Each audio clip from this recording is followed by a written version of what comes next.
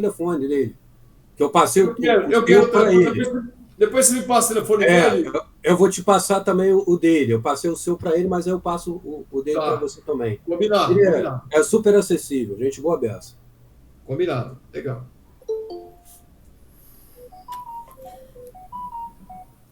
Chegou o Monteiro aqui também. Monteiro Xavier.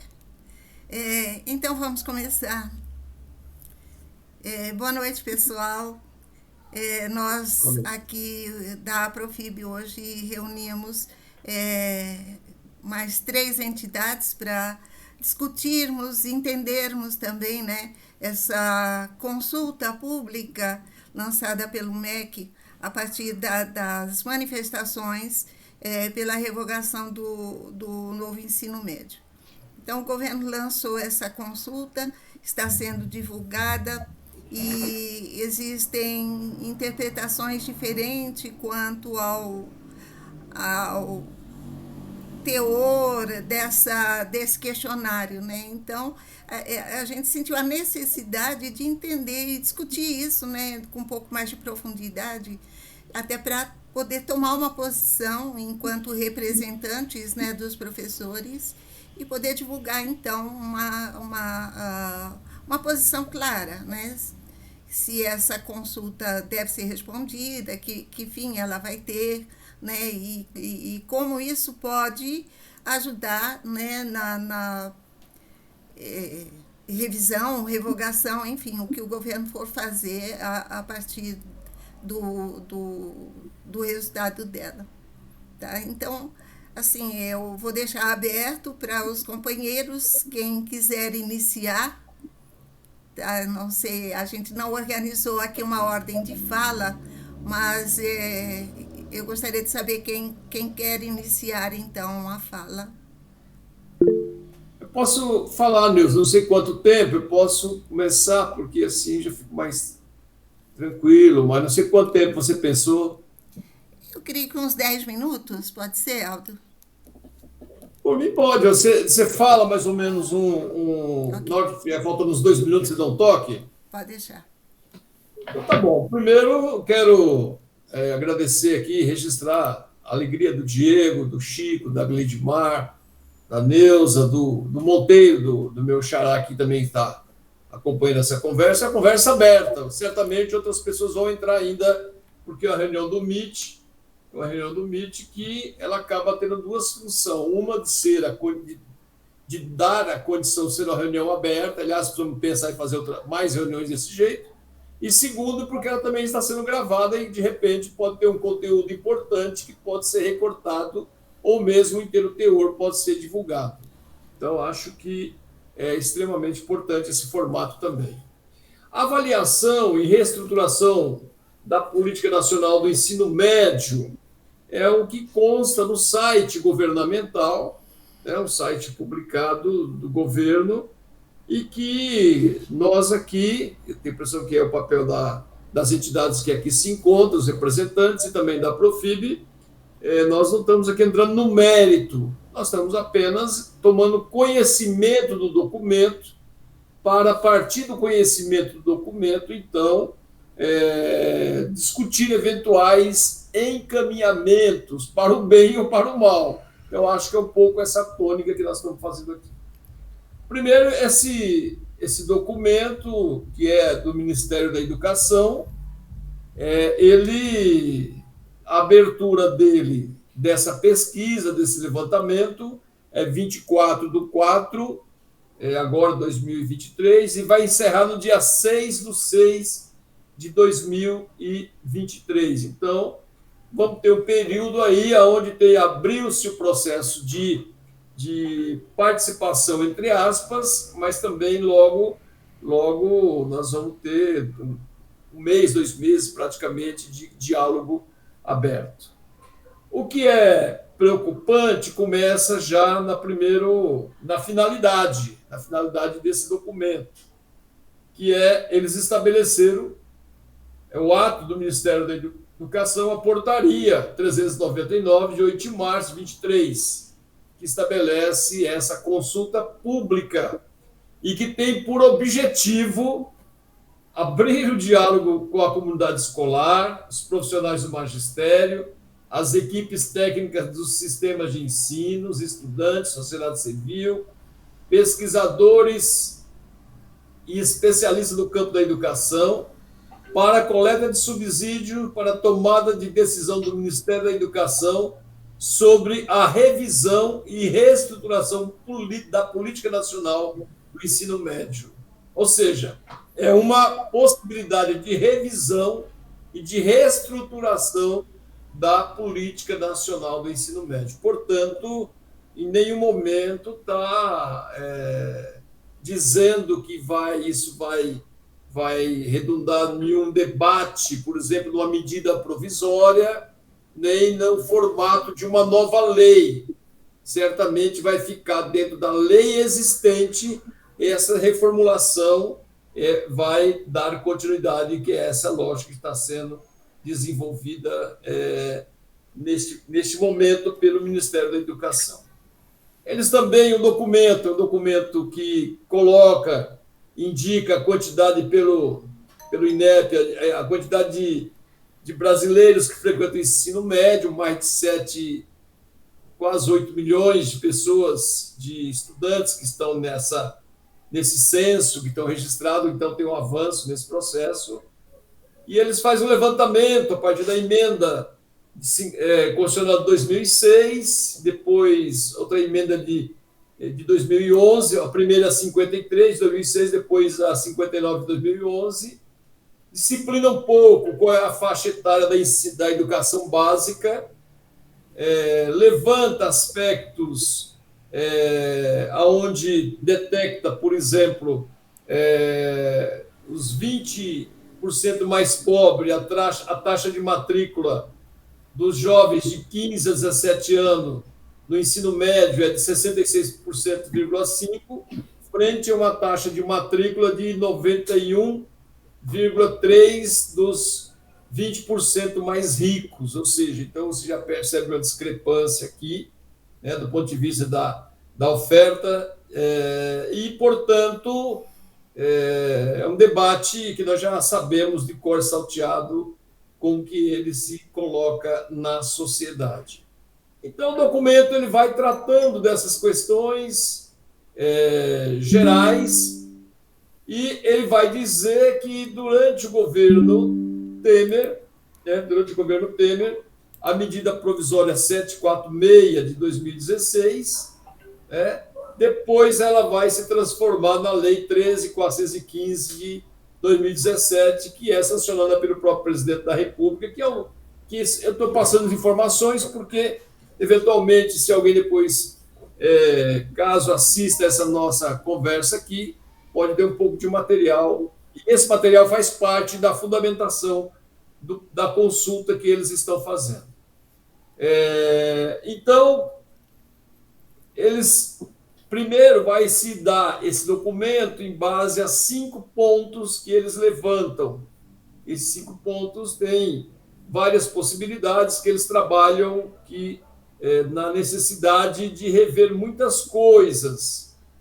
Enfim, ao final, depois eles colocam que submete à consulta pública as seguintes questões. E aí são 11 pontos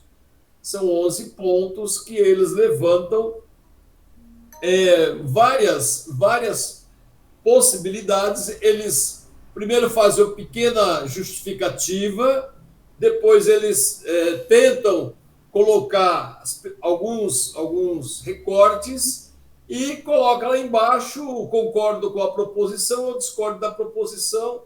E aí se você tiver cadastrado, tem a possibilidade de você fazer seus comentários até 500 caracteres. Enfim, o documento é um documento que nós precisamos tomar conhecimento desse documento. Todas as entidades precisam tomar conhecimento, precisam tomar contato e conhecer o inteiro teor do documento. Na minha opinião, ele não avança absolutamente nada para além do que hoje tem.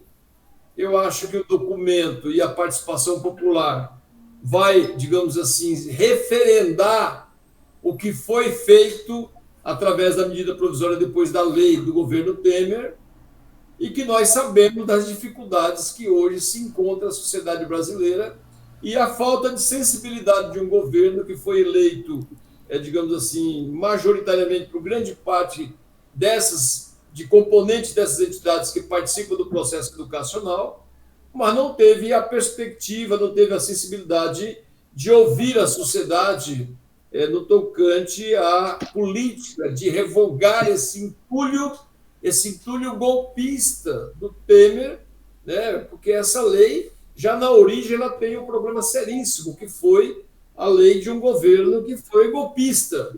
Então, por si, já era, digamos assim, um elemento que caberia um debate da legitimidade, da propriedade desse debate, mas, de qualquer forma, esse debate é um debate que está posto. Grande parte das entidades se manifestaram e continuam se manifestando pela revogação, mas o documento aponta para essa questão estruturante da lei da Lei 13.415, que é a lei que disciplina, organiza, entre aspas, os conteúdos que nós temos hoje, que na minha opinião, está absolutamente fora e na contramão da educação, considerando que há uma contradição, inclusive, entre o que se ensina a partir dos itinerários formativos, é uma contradição com aquilo que se solicita, que se pede, inclusive, no próprio Enem e nos vestibulares. Então, a contradição que está posta e que eu entendo que é preciso retomar esse debate do ponto de vista de nos posicionarmos, fazer leitura, compreender esse documento, que elevar esses 11 digamos assim, tópicos que ele levanta, são tópicos que precisam ser aprofundados, e ele, digamos assim, não tem uma linguagem popular, ele é um pouco técnico e muitas vezes nem sempre vai permitir que a sociedade como um todo, a participação da sociedade, seja absolutamente plausível. Então, eu sinto que é um documento que precisa ser bastante aprofundado. Eu situei um pouco o debate para aquelas pessoas, não que estão aqui, mas para eventuais pessoas que vão procurar e nos acompanhar depois dessa discussão. Obrigado. 10 minutos, pontualmente. Quem gostaria de continuar? Diego? Posso falar? Sim, por favor. Então, um salve aí para todo mundo, quem estiver assistindo, não sei se vai estar assistindo à noite, ou à tarde, ou dia. De qualquer forma, é um prazer para mim estar aqui junto dos camaradas, para estar discutindo essa pauta tão importante, tão emergencial nesse momento, né? Eu quero fazer uma fala no sentido de fazer uma leitura de conjuntura e relacionar ao que eu entendo enquanto uma pequena reflexão inicial do que eu consegui ver nessa plataforma, né? Eu acho que todos nós ainda vamos ter que parar ali, examinar, mas algumas impressões a gente já consegue ter. A gente aqui na CEAF, no Rio de Janeiro, ainda não chegou a ter nenhuma reunião específica para discutir, mas algumas coisas já surgem aí entre quem está acompanhando essa temática da reforma, e eu acho que é isso que me cabe trazer aqui. Então, primeiro, é interessante a gente entender que essa consulta ela vem como resposta a uma grande mobilização, né, social dos educadores, de estudantes, no sentido de pressionar para a revogação da reforma. Então, o governo, como resposta até demorada, né, porque as primeiras declarações foram que a reforma ia se manter, e aí depois se abriu essa possibilidade, não, vamos fazer uma consulta. E logo de cara, a gente já percebe que é uma consulta que vem dentro de uma lógica que alguns chamam de participacionismo, né? Que é uma lógica que trabalha como, por exemplo, você substitui um debate mais concreto, mais presencial, mais prolongado, por uma coisa mais efêmera e até virtual. Isso não está acontecendo só agora.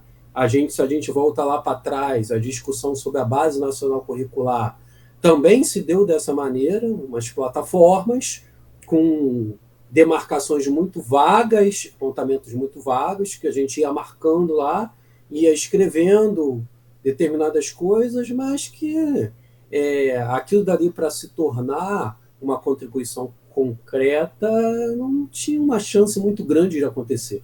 Tem até no portal do Jornal Nexo, tem um texto interessante do Fernando Cássio, que é Participação e Participacionismo na Construção da Base Nacional Curricular, que fala exatamente disso, da época da BNCC, e que a gente pode estender. Aqui no Rio de Janeiro, as audiências sobre o novo currículo do novo ensino médio foram todas virtuais.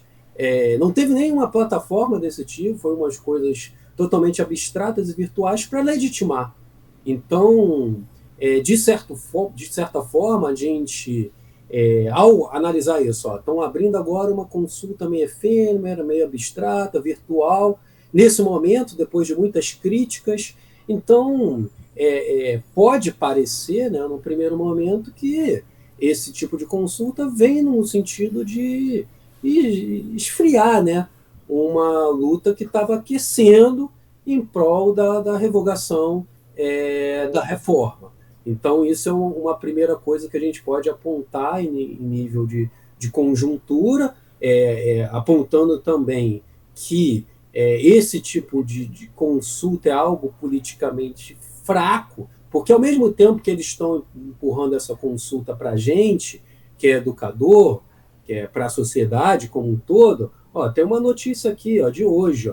MEC reúne secretário de Educação para construir políticas conjuntas, ou seja, o CONSED e a Undime está reunido lá com o ministro, assim como o MEC já se reuniu com Todos pela Educação e com várias entidades empresariais para discutir de uma forma mais concreta o que vai fazer com a reforma, enquanto para a gente tem esse contato mais abstrato, através de uma plataforma efêmera, que a gente não sabe o que dali vai sair de concreto, de fato, como que aquilo dali vai ser usado.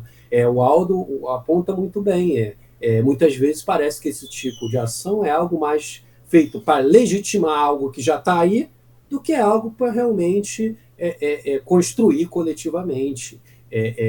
Então, eu tenho essa percepção pessimista. No entanto, dentro do que eles colocaram lá, dentro dos apontamentos deles, tem 2 pontos aí referente a ideias de reforma da reforma, porque eles não falam em revogar, não parece que há nenhum intuito de revogar nada, mas parece que eles estão pensando em, de alguma maneira, reformar a reforma de forma muito singela, de forma muito superficial, mas com alguns apontamentos que, para a gente da filosofia, da sociologia, pode ter algum tipo de implicação. Pode ou não pode? Eu vou até falar sobre isso. Por exemplo, eles falam dessa questão da formação geral básica, que está tendo muita crítica no sentido de, atualmente, está organizado de uma forma que a gente tem pouco espaço para as disciplinas tradicionalmente construídas, geografia, filosofia, história, pouco espaço para essas disciplinas ali dentro e muito espaço para essas disciplinas eletivas, essas novas coisas que eles estão inventando aí. Então, isso, de certa forma, obriga as escolas, as redes de educação, a diminuir, cortar tempo de disciplina para encaixar essa disciplina dentro desse mínimo e máximo ali de tempo para a educação básica. Então, eles colocam aqui que uma saída possível seria estender o tempo destinado à formação geral básica dos estudantes, para tentar melhorar essa situação. Por exemplo, se eles fazem isso, os estados que reduziram tempos de filosofia, de sociologia, sobretudo, foram as disciplinas mais atingidas, vão ter uma possibilidade de reconstruir a grade que tinha, a carga horária que tinha, de restituir. Mas vão ter a possibilidade de fazer isso, porque não diz nada aqui de isso ter de ser feito. Só diz que vai poder ter mais tempo. Então, vai poder as disciplinas perdendo tempo ter certa parte da carga horária restituída. Mas vai poder, mas também vai não poder. Aí o outro ponto aqui, que também é interessante para a gente, diz respeito à questão de que eles problematizaram aquele termo de que está colocado na lei de estudos e práticas de sociologia, filosofia, artes e educação física, que saíram da ideia de disciplina e ficou jogado como estudos e práticas. Então, os estados e as redes nem precisavam mais, nem precisam, né, com essa reforma, estar disponibilizando essas disciplinas. Elas podem ser inseridas na grade como estudos e práticas. Então, eles aqui dentro de uma das perguntas deles, eles assumem que isso é problemático e colocam como uma solução que filosofia, história, geografia, sociologia estaria colocada como deverá compor os componentes curriculares ali da área de humanas, de ciências humanas. Então, seria obrigatório que tivesse lá. Então, isso também impossibilitaria você excluir totalmente filosofia e sociologia do currículo, né, que estava aberto para isso ser feito. Mas os estados não fizeram isso. Os estados diminuíram a quantidade de tempo, não retiraram totalmente as disciplinas. Podiam fazer, mas não fizeram. Então, na prática, isso aqui dá uma garantia maior que a disciplina, de alguma forma, vai estar presente, mas não diz com quanto tempo, se aumenta o tempo possível dentro da educação do básico ali, da formação geral básica, mas não garante que essas disciplinas que perderam tempo vão ter esses tempos restituídos. Então, da forma que eles colocaram aqui, a gente pode ter algum apontamento positivo nessas duas questões aí, mas que não vão ser compulsórios para os estados, ou seja, a luta vai ter que continuar acontecendo para restituir os tempos que foram perdidos, para ampliação de carga horária, porque não se garante nada com essa consulta que está sendo feita. Pode ter um resultado positivo aqui, mas nem isso a gente tem garantido, porque a gente não sabe como isso aqui vai se efetuar dentro de uma publicação, dentro de alguma coisa concreta. Então, por mais que a gente possa entender de forma positiva aqui, aumentar o tempo dentro da formação geral básica, botar filosofia e sociologia como obrigatório dentro dessa parte da humanas ali, que nem sequer está isso no atual status da coisa. Mas não garante, a gente não tem nada que garanta aqui ganhos concretos. Abre uma possibilidade, mas a gente não tem garantia nenhuma. Então, mesmo que isso aqui se efetue em algo positivo, a luta vai ter que ser feita dentro do Estado, dentro dos estados, né, para você restituir essa carga horária que foi perdida das nossas disciplinas, né? Porque vai haver a possibilidade de ampliar, mas não necessariamente vai se ampliar. Aqui no Rio de Janeiro, por exemplo, a gente tem um estado que não cumpre nem a lei do piso nacional, uma coisa que a lei o estado não cumpre. Por que ele chegaria e alteraria a matriz curricular que eles há pouco tempo lançaram? Por que eles fariam isso? Para eles estão felizes do jeito que está, inclusive estão fazendo grande pressão para que não mude nada na reforma. Então, para mim, num primeiro olhar, o que isso aqui me parece é uma estratégia mesmo de legitimação da reforma, com uma possibilidade de uma reforma da reforma muito superficial e muito abstrata. Então, não contempla a luta que os educadores estavam travando, que os estudantes estavam travando, contra essa reforma, que o Aldo colocou muito bem, vem de um governo de direita, depois de um governo de extrema-direita. Então, é uma vergonha a gente não ter isso revogado, é uma vergonha que esse governo tenha mantido nomes, inclusive, do governo Bolsonaro dentro do MEC.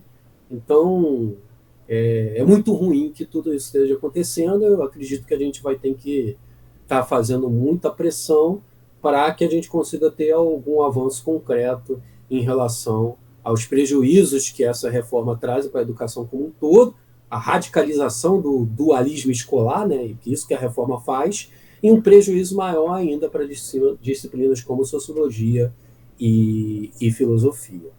Então, de início, é essa a minha impressão. Ok.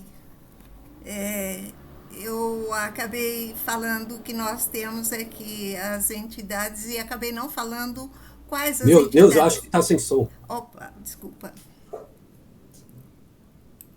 Esqueci do microfone. Eu falei porque eu falei que nós temos aqui entidades, né, que estão aqui presentes para discutir, mas falei ao não dizer o nome das entidades, me desculpem. Então, nós temos o Diego, né, que é representante do CEAF, do Rio de Janeiro, ele mesmo citou, que está aqui representando os professores lá do Rio de Janeiro. Temos o Chico, né, nosso velho amigo aqui, que é o representante da Aprofesp, está aqui também representando os professores de filosofia do Estado de São Paulo. Temos a Gleidmar, que é representante da Asperfil, que é também a entidade representativa dos professores de filosofia na Paraíba. Temos o professor Monteiro, que é um amigo da Aprofib aqui, da Aprofesp de longa data, que está aqui também com a gente participando, e a gente gostaria também de ouvi-lo a hora que ele quiser falar. Tá? Então, agora eu abro para o Chico ou para a Gleidmar, aquele que quiser falar primeiro. Chico, por favor, Chico, liga o microfone. Primeiro as mulheres, não? A Gleidmar? Quer falar, Não, Gleidmar? eu quero escutar o Chico primeiro. Por favor, Bom, Chico. como não está sendo ao vivo, então eu posso cometer alguns arroubos. Aqui depois a Neuza corta, tá? Não, eu acho o seguinte, né? Acho que o Aldo deu um bom retrospecto aí, já citou o problema, né? O Diego comentou algumas coisas nessa linha, né? Ele falou em vergonha aí. Eu acho que mais do que vergonha é uma palhaçada, mas eu quero chamar a atenção. Nós fizemos, a Profesp fez um boletim, né, dizendo por que a gente quer a revogação. Antes de falar em revogação assim, todo mundo está saindo no caminhão aí de som e falando, não, tem que revogar, e revoga. Lá na Paulista, todo mundo revoga.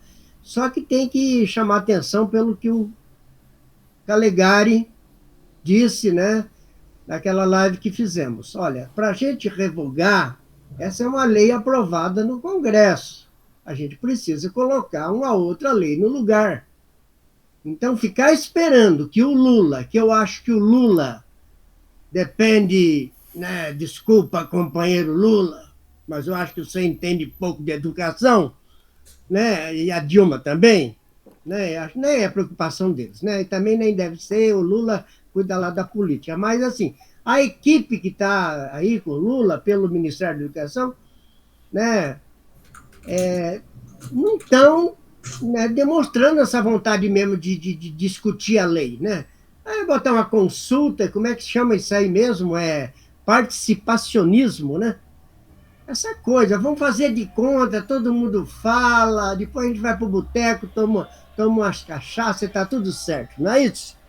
Então, eu sei, né? Claro que o governo, nesse momento, ele recua e fica acendendo uma vela para Deus e para o diabo. Não vamos revogar, mas também vamos consultar, vamos reformar. Esse é o discurso. Ora, eu devo dizer o seguinte, pelo nosso que eu ia falando, é que essa hora eu não funciono direito, viu, gente? 18, 19 horas, até 21 horas eu não funciono direito. Baixa uma lentidão, desculpa, mas assim, o nosso boletim já coloca ali a questão, que é fundamental e que eu não vejo quase ninguém discutindo isso, nem os amigos da USP, né, o Daniel Cara, o que você citou aí, o Diego aí, que é nosso, que já eu conheço também, né, e outros intelectuais. Eu não vejo a Marilena Chauí falar mais nada, né? O Saviani parece que já morreu, perguntaram outro dia se ele já tinha morrido, né? Não morreu ainda. Não se discute a concepção de filosofia da educação e a concepção de pedagogia que está por trás dessa reforma. Não se diz, aliás, desde os parâmetros curriculares nacionais, não se mexe nisso. Ninguém discute mais isso. Então, temos lá, tal, quer dizer, é o fundamento da educação. E aí nós vamos entrar na briga, porque a concepção da escola nova, juntada com a tecnicista, e eu digo agora neotecnicista, que é essa louvação da tecnologia, a tecnologia e tal, e vamos para os itinerários, para o mercado, que quer dizer que o cara pegou um celular na mão, né?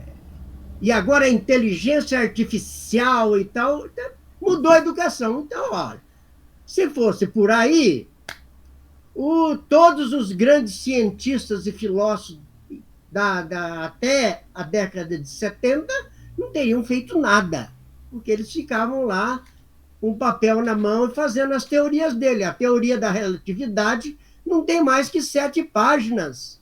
Então, a pessoa está confundindo meios, e aí vem a mídia, né, com o conteúdo da educação.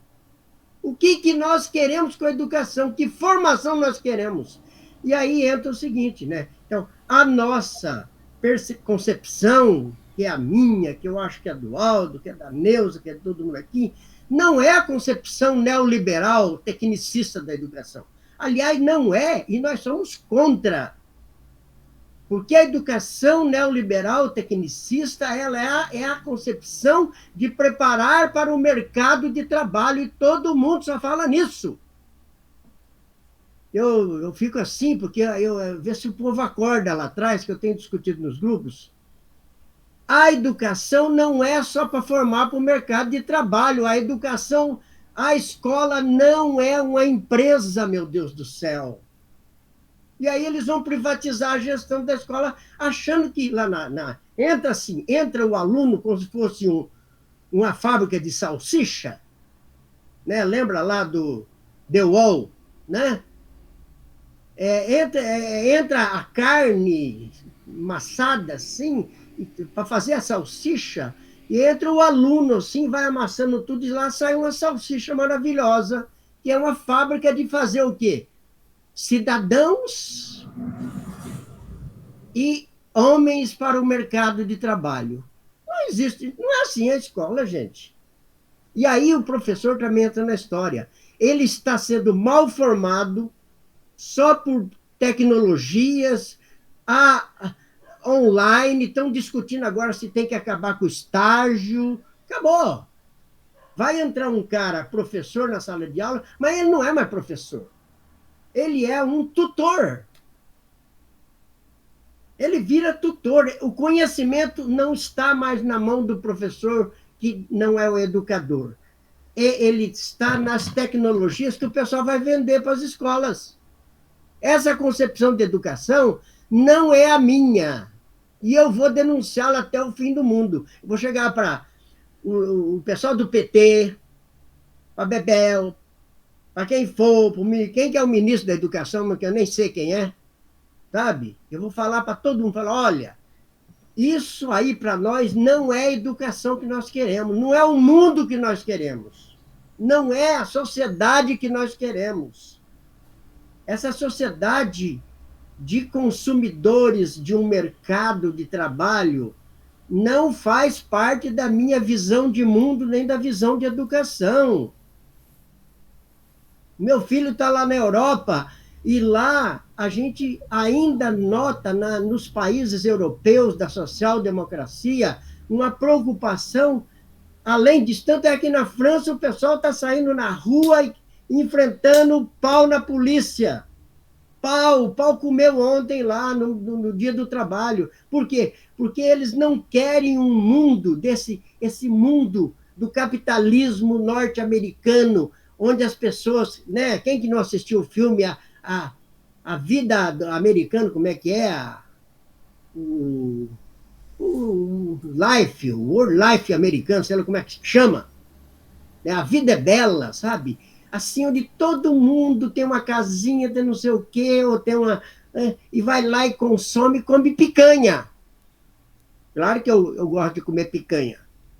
Não, eu prefiro uma rabada, mas tudo bem. Eu prefiro um baião de 2. Mas comer picanha. Então, a gente tem que questionar isso. Então, qual é a concepção da chamada escola progressista? E eu vou terminar aqui falando o seguinte, né? Tá lá, outro dia eu publiquei a capa do livro do Saviani, chamado Escola e Democracia. É um livrinho assim da coleção da editora Cortez, no seu número. Coleção Educação, não sei. Aquele livro ali é fundamental. Não me venha com esse papo,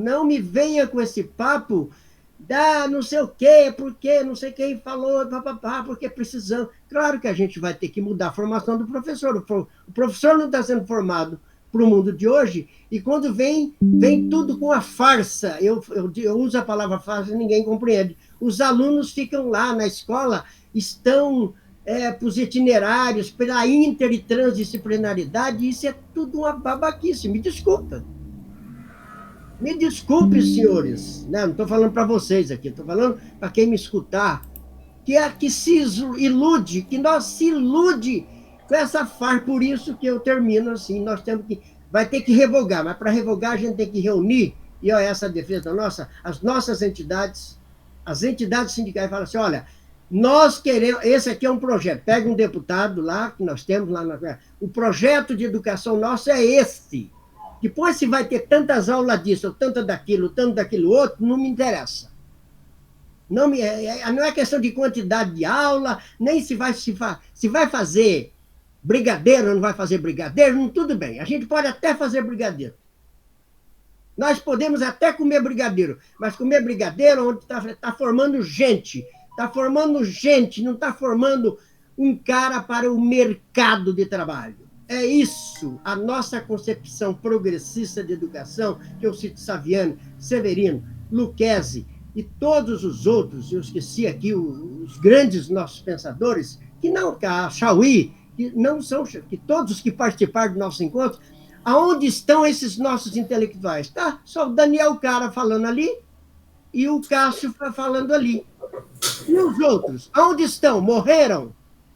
E quando a gente vai falar, às vezes, vai falar assim, desculpa, pastor do tempo, né?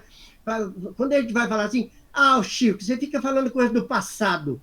Não, claro, eu tenho que falar coisa, eu tenho que falar do Marx, eu tenho que falar do Aristóteles, eu tenho que falar de todos eles, tenho que falar do Kant, tenho que falar do Hegel, né? Porque assim, não é o passado. A concepção epistemológica da educação não está... Olha, por exemplo, Platão, a educação é pública. A educação tem que ser pública. Platão disse isso. Claro que a concepção dele epistemológica era outra, mas ele essa ideia de que a escola na cidade de Atenas tem que ser pública, não tem que ser particular. Não tem que ser. Ela é para formar os homens de Atenas, os grandes homens de Atenas. E as mulheres também, mirem-se no exemplo das mulheres de Atenas, né? Claro que era uma sociedade machista, tudo bem, acabou, né? Mas Esparta era mais. Então é isso, concepção de educação. Se não discutirmos isso, a gente fica aqui só no varejo, fica discutindo coisinhas e não entra no detalhe. Eu parece que eu vejo isso. Desculpa a minha veemência, mas é isso aí que eu penso. Obrigado. Obrigado, Chico. Gleidmar? Só um minutinho, gente. Eu estou dando compressa aqui nas minhas. Estou sentada dando compressa aqui nos meus problemas. Boa noite a todos, tá certo? Boa noite, especialmente a quem eu não conheço, Monteiro, Andréia, né? Diego, prazer, né? E aos demais estimados camaradas, né? Eu queria escutar Chico, porque Chico é uma voz de uma importante associação, né? Importante entidade, né? Em São Paulo, e muito importante que a gente escute, né? Como é que esse problema está sendo visto na principal cidade, né? Nossa. Bom, gente, eu acho que quanto ao documento, eu acho que Aldo e Diego falaram muito bem. O documento, eu acho que o documento tem um aspecto importante, né? O documento da pesquisa, ele traz dados, né? Que eu acho que a gente tem que é importante para a gente se apropriar desses dados, né? Eu li rapidamente, não deu tempo eu ler com detalhe. Eu concordo com o Diego que a gente tem que ler realmente esse documento. Eu li rapidamente, né? Mas ele traz dados que a gente pode se apropriar, né? Então, ele traz, por exemplo, ele traz um dado importantíssimo, a relação percentual e em números de quantos alunos a gente tem no ensino médio pelo setor público e pelo setor privado. E aí eu fui fazer um cálculo aqui meio arredondado e, pasme, né, você tem uma média de 13% dos nossos jovens que estão no ensino médio na escola privada. Só 13%. Você tem, eu até anotei aqui, você tem aqui no ensino médio, na escola pública, no ensino médio jovens, você tem, em 2021, você tem quase 7 milhões de jovens na escola pública. Por que eu estou dizendo isso? Isso somando Estado, município e federal.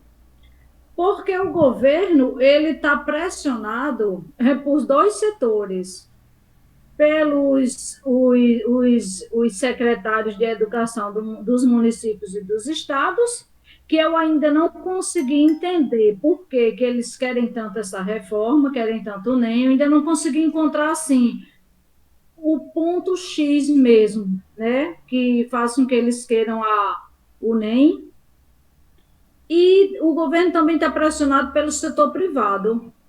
Então, veja só, a maioria dos jovens, né, está na escola pública, né, e o governo, nessa queda de braço, né, que ele está nessa indecisão não é a palavra correta, o governo é um governo que, pela sua condição com a qual ele foi eleito, né, com a conjuntura, que ele teve que fazer uma ampla aliança para poder ganhar, ele hoje, pressionado, né, pelos movimentos sociais e sindicais e pressionado pelo setor privado, né? Esse setor privado quer dar as cartas para uma educação que a maioria, né, praticamente 90% dos nossos jovens estão na escola pública. E quem são esses jovens que estão na escola pública? São os filhos dos trabalhadores. E as entidades, e nós que representamos as entidades, né, representamos, queira ou não queira, uma escola para essa juventude. Então, veja a incoerência, né? Mas o documento traz esses dados, eu acho importante isso. Traz outros dados aí que eu não li profundamente, né? Então, eu acho que o documento é importante nesse sentido, a gente tem que ler, é importante porque ele traz dados que o próprio governo coloca, né? Eu acho que isso é uma coisa boa, tá certo? Né? O governo, ele coloca aqui, como o Diego e o Aldo falou, eu vou usar uma palavra que usa aqui na Paraíba, é para tapear. É para tapear a gente, né? É para tapear os movimentos. O governo foi pressionado, tivemos uma primeira vitória, como o Diego falou, ou seja, o governo, esse documento, eu estou chamando de documento, essa pesquisa, ela é fruto da primeira luta, né, de uma luta, né, o governo foi obrigado a suspender por 60 dias, está saindo com essa pesquisa para tapear. Aldo tem razão, a linguagem técnica não é uma pesquisa para a população, não é popular, é para um pequeno setor acadêmico, um pequeno setor da vanguarda, tá certo, de sindicalista, né? O povo não vai responder isso aqui. A mãe que trabalha, o jovem, o professor que trabalha 3 turnos, ele não vai responder isso aqui, não. Um ou outro vai. Mas depois o governo vai dizer que fez a consulta popular, né? Mas não é popular, tá certo? Mas vamos lá. Então, o governo, né, ele tem uma justificativa velada para essa reforma, me parece, né? A impressão que eu tenho. Qual é essa justificativa, né? Ele diz que o NEM não é eficiente porque houve 2 problemas.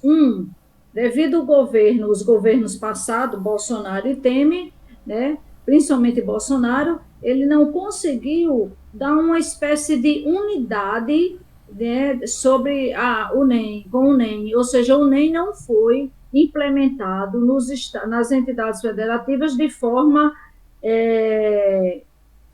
de uma mesma forma, tá certo? E isso gerou um problema. Qual o problema?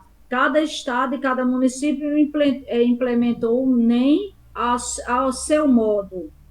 O outro problema que ele diz é a pandemia.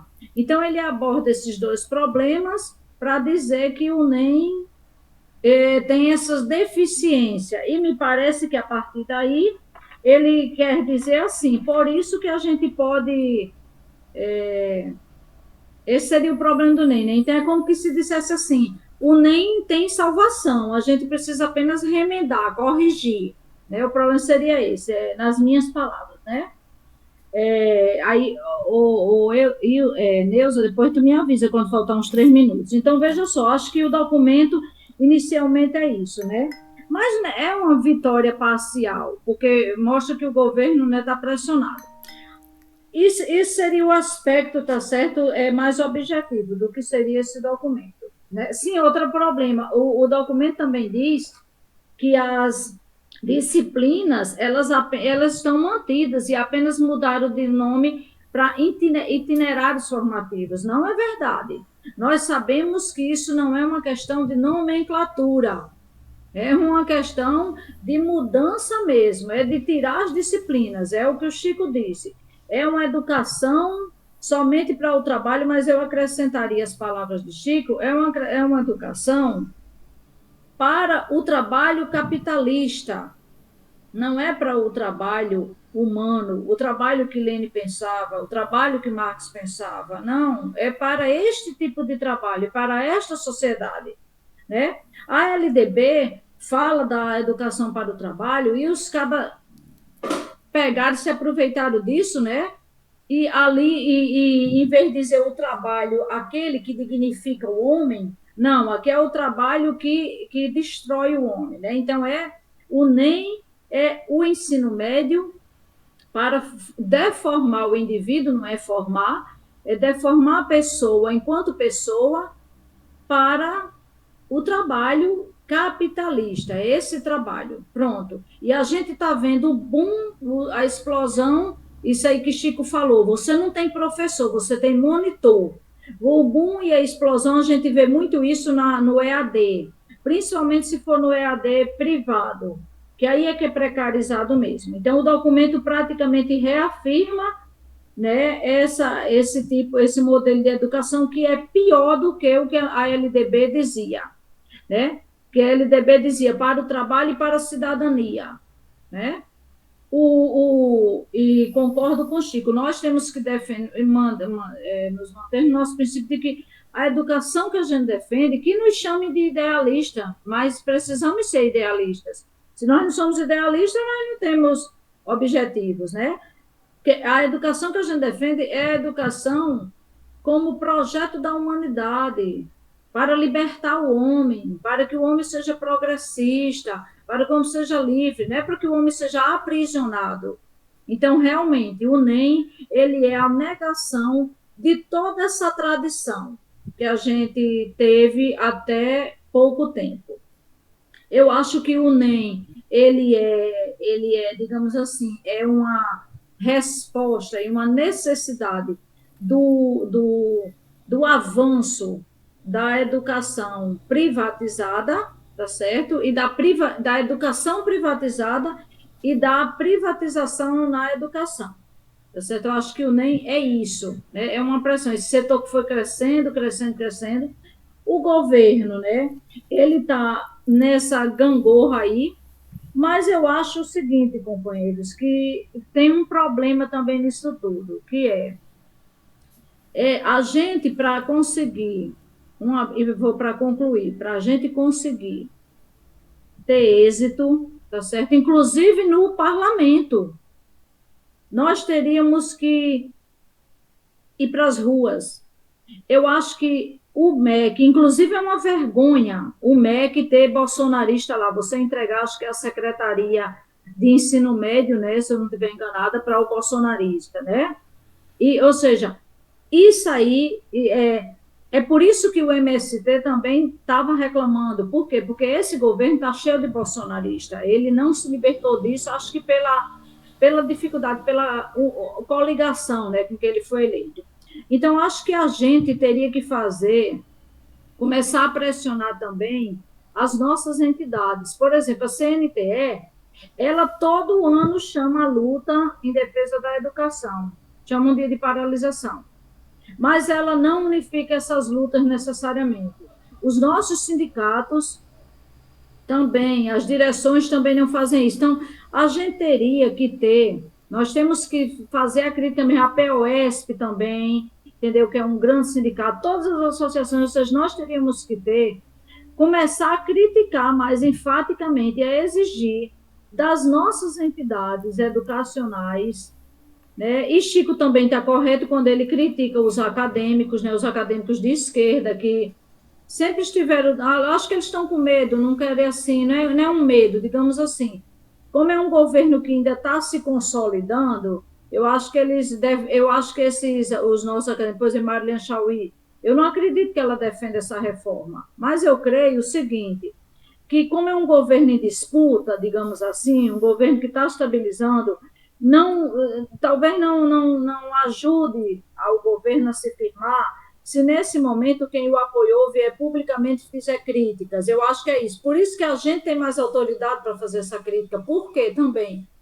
Porque nós não somos acadêmicos, nós somos trabalhadores. Como diz Aldo, nós estamos no chão da escola.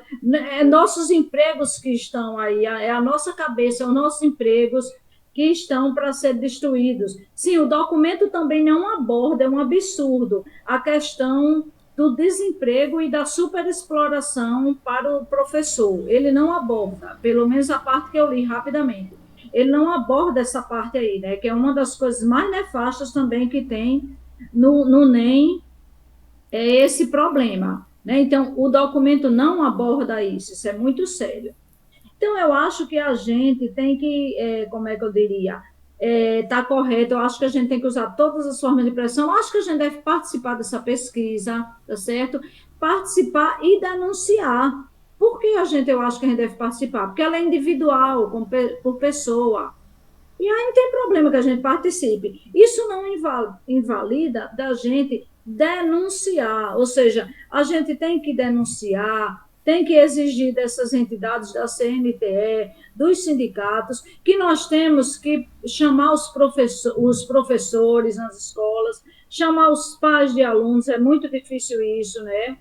Chamar as entidades estudantis também que estão colaborando, né? Ou seja, essa nossa luta, ela tem que ir para as ruas. Nós temos meio que repetir, não sei se é possível, quando a gente teve no passado, acho que na década de 40, de 50, né, a luta pelas reformas educacionais, né, foi de massa, né? Ou seja, essa reforma só virá plenamente abaixo, no meu entender, se a gente tiver uma luta grande. Esse governo, ele só vai dar mais um passo atrás e ter força se essa luta for mais radicalizada.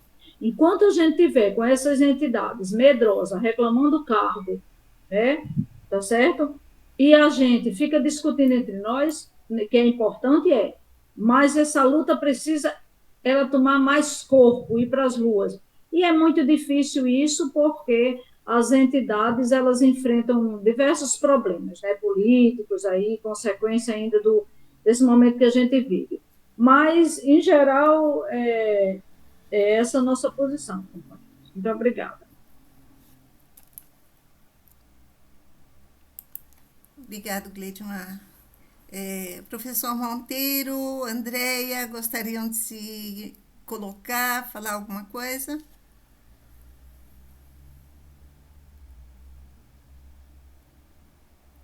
Não?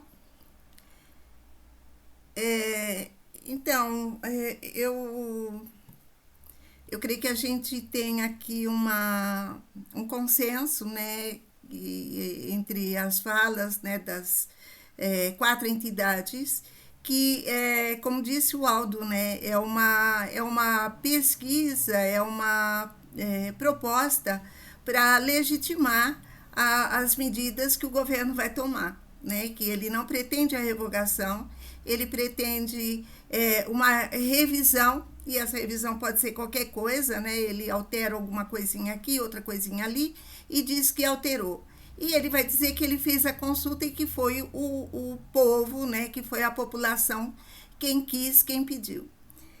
Eu percebi na leitura, né, das questões 2 coisas, que ao mesmo tempo que ele usa a pesquisa para legitimar as suas medidas, ele também ele aproveita para legitimar também a questão da colocação do professor do notório saber, porque ele cita várias vezes, né, a possibilidade de colocar, de acrescentar na educação brasileira o professor, como professor, aquela pessoa que comprovar conhecimento, mesmo sem ter tido uma formação acadêmica que permita ele ser profissional da educação, ou seja, sem um curso de licenciatura, ou qualquer coisa, qualquer profissão que ele comprove que tem profundo conhecimento, ele simplesmente pode dar aula. Isso também ele coloca dentro da pesquisa a questão da privatização. Ele cita também a colocação de parcerias, sem explicar que tipo de parceria. E esse tipo de parceria, para nós, são empresas. Ele pode colocar empresas. Então, para além de legitimar, né, essa revisão que ele pretende fazer na reforma do ensino médio, ele também vai utilizar essa pesquisa para legitimar essas 2 possibilidades, tanto da privatização como a introdução do notório saber, né? Que nós sabemos que para ser professor tem que ter um curso de formação, tem que ser licenciado, né? Ele tem que ter licenciatura, ele tem que ter tido uma formação mínima em pedagogia, né? em como dar aula, né? Então, isso, para mim, também ficou muito claro na pesquisa. Outra coisa que ele legitima também, a questão da BNCC, porque todas as proposições que ele fez lá, que a pessoa iria responder concordo ou não concordo, nas proposições, todas elas que ele colocou lá, ele atrelou a BNCC. Então, se nós já fomos críticos, já não concordávamos com a BNCC, essa reforma do ensino médio foi feita de acordo com a BNCC, então a reforma do ensino médio ela está errada desde a base. Ela está errada desde o documento que originou essa reforma do ensino médio, né? Então, eu creio que é isso. Essa proposta do governo, ela não é uma proposta séria, que pretende realmente fazer mudanças significativas nessa reforma. É uma proposta que pretende simplesmente mascarar, né, o que ele vai introduzir a partir do encerramento dessa pesquisa, né? E eu, assim, eu não sei, eu acho que a gente tem que pensar numa forma da gente produzir um documento, né? Uma nota, e aí colocar nossa posição e divulgar para os nossos professores ligados às nossas instituições, para que as pessoas saibam qual é a nossa posição. E aí que fica a critério de cada um responder ou não o formulário. Monteiro.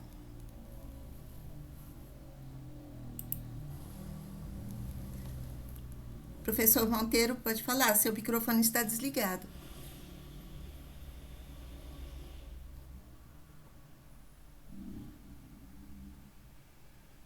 Monteiro levantou a mão, mas acho que não viu que o microfone está desligado. Estão ouvindo? Agora sim. Eu estou aqui com algumas dificuldades tecnológicas, né? Sem problema. Eu seria reprovado naquela prova de tecnologia que o Chico colocou. Primeiro, boa noite aos companheiros, né? Eu passei por uma operação de glaucoma e deu uns problemas e eu fiquei praticamente um mês sem enxergar, e nesse tempo não consegui ler nada, né, a respeito de nenhum assunto. Então, o que eu vou falar é muito em função do que a gente ouve, né, do que a gente escuta. Mas queria dizer que as falas dos colegas aí foram bem qualificadas e eu acho que também foram complementares, né? Eu acho que cada interlocutor aí pegou uma parte do problema e, se nós juntarmos, dá um bom diagnóstico dessa questão do ensino médio, né? Então, assim, em termos de diagnóstico, eu teria pouca coisa a completar. Eu só queria, assim, realçar alguns tópicos, né, a partir já do que foi colocado. Eu penso, como já foi frisado, né, o governo ele está jogando, é um jogo de xadrez, né? Ele levou um cheque e ele está movimentando as peças, né? Mas ele não pretende entregar o jogo, né? Porque ele tem lá os compromissos políticos e as alianças políticas que eles fizeram, e muitas delas são inconfessáveis, não pode vir a público, né? E aí, para dar essa aparência de um governo democrático, popular, e responder aos movimentos sociais, eles vieram com essa questão da consulta, né? E se a gente levar em consideração a força material que essas organizações privadas, né, que estão dentro do MEC possuem, eles provavelmente vão acabar ganhando a consulta, né, no sentido de manter o ensino médio do jeito que está, com algumas medidas superficiais, mas que não mude a concepção de educação, né, que fundamenta toda essa reforma, né? Então, o que eu penso que a gente poderia estar pensando? O diagnóstico que os colegas fizeram, eu acho que, assim, é perfeito, né? Nós precisaríamos ver os passos que nós devemos dar para novos combates. Quais são as peças que a gente tem que movimentar, né? E tem a companheira aí, que agora me falha a memória do nome dela, mas ela fez umas colocações importantes aí, né? Nós temos na educação pública vários problemas, mas acho que 2 são fundamentais, né? Ou 3. Se a gente for começar a elencar, são vários, né? Mas temos o problema do desemprego na categoria, né? Aqui em São Paulo, os companheiros sabem, nós participamos de várias manifestações de companheiros que tinham anos, né, na rede pública de magistério e ficaram sem aula, né? E a reforma, com a diminuição da carga horária de várias disciplinas, aumenta mais o desemprego. Então, acho que uma consigna que nós temos que trabalhar, acho que foi a Neuza mesmo que falou, que nós temos que ter um documento. Uma das consignas queremos um outro ensino médio onde o professor não fique desempregado. Então, essa consigna do desemprego, ela é muito importante, ela mobiliza, né? Uma outra consigna são as condições de trabalho. O que, pelo relato que eu ouço de muitos colegas que estão na rede, os gestores, né, eles, na ânsia de aplicar essa reforma do ensino médio, esses gestores, além do autoritarismo, né, que é inerente à prática da gestão administrativa, seja nas empresas, agora nas escolas, além do autoritarismo, tem o assédio moral, né? Então, o assédio moral é uma coisa muito forte, tem se tornado a espinha dorsal da implantação dessa reforma do ensino médio. Isso tem a ver com as condições de trabalho, né? Além das salas superlotadas, né? Da violência nas escolas. Eu acho que esse documento aí, eu acho que nós temos que participar. Gostaria de chamar a atenção do Chico Greter e da Neuza. Nós temos que participar como entidade, né? E dizer que a consulta, ela, para ser legítima, ela teria que consultar as entidades, né, do magistério do ensino básico e as entidades do magistério do ensino superior. Teve uma vez aí que eu vi uma postagem da quantidade de entidades que assinaram um documento contra a reforma do ensino médio. Eu acho que seria interessante fazer a divulgação dessa relação, dessa lista, dessas entidades que assinaram pela revogação do ensino médio. E também acho que é importante dizer o seguinte: tem uma parte das entidades que participam desse movimento da revogação da reforma do ensino médio, que a gente não sabe até onde eles têm a disposição de ir. Tem a companheira aí falou da CNTE, né? A gente sabe que a sua direção é composta por integrantes ligados ao Partido dos Trabalhadores. Aqui em São Paulo tem a APUESP, que a direção é ligada a setores que também apoia o Partido dos Trabalhadores. Então a gente não sabe até onde que eles estão com essa disposição de pressionar pela revogação.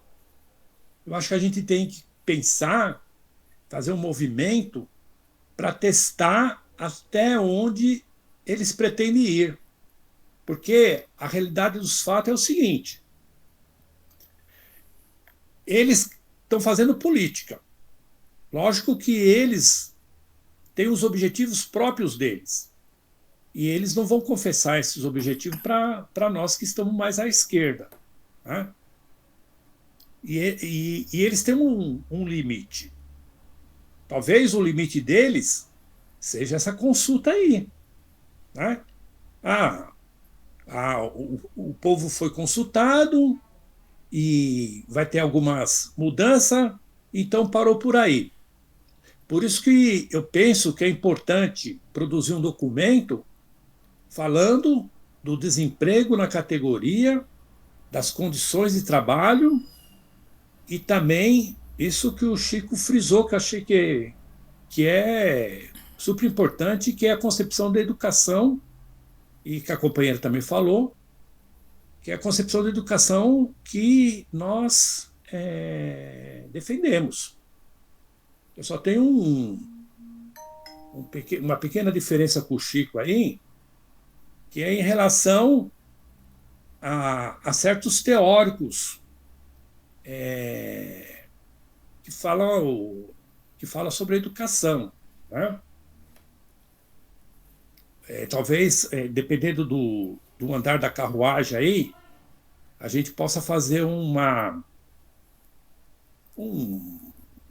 reunião como essa que a gente está fazendo agora para discutir a concepção da educação que interessa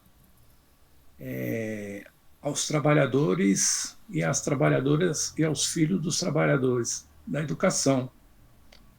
Então, assim, para finalizar,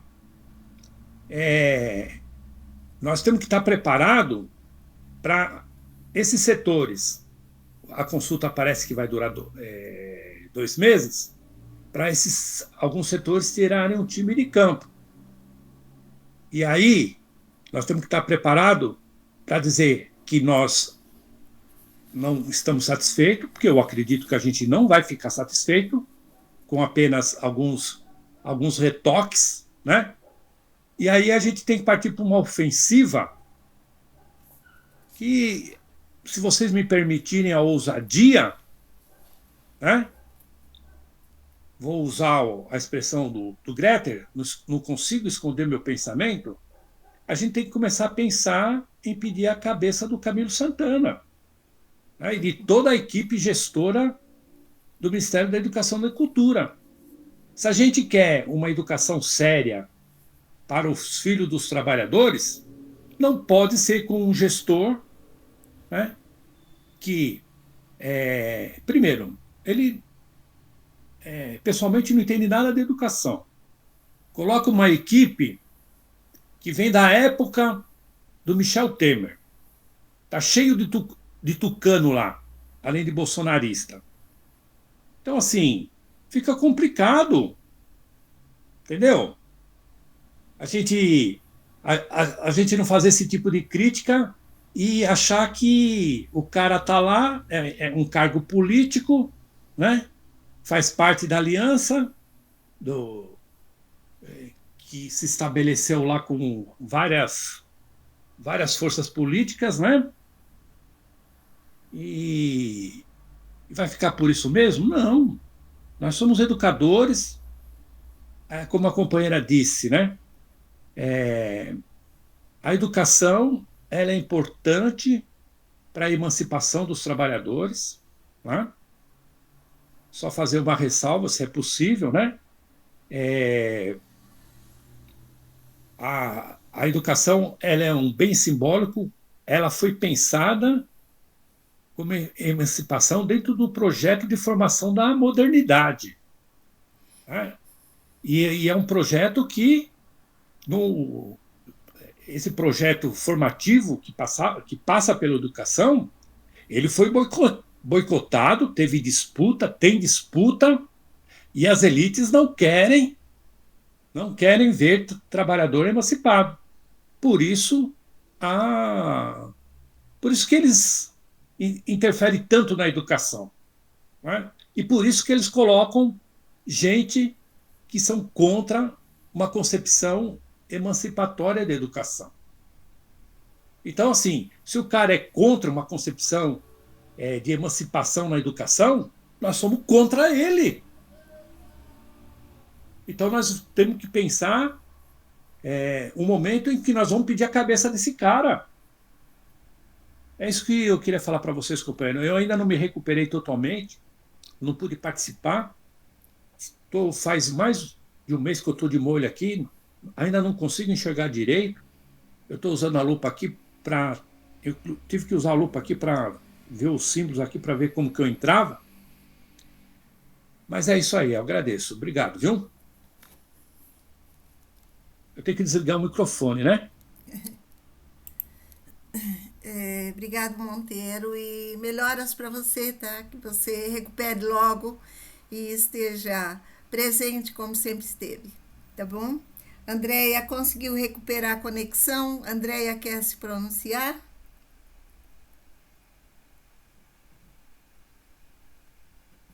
Andréia?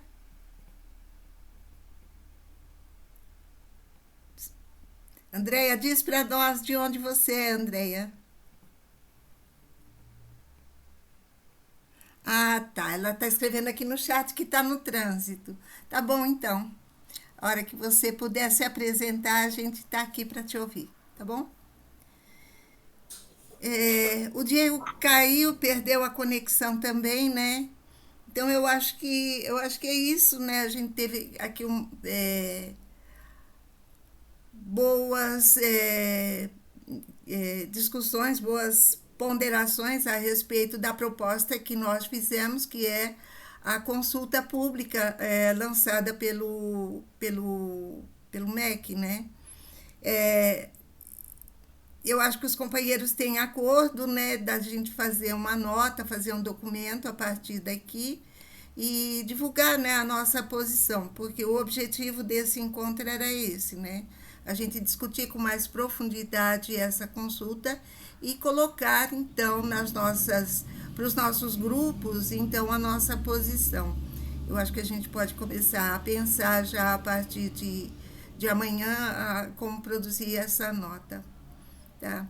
Então, eu acho que é isso. Eu vou... Sim, Aldo.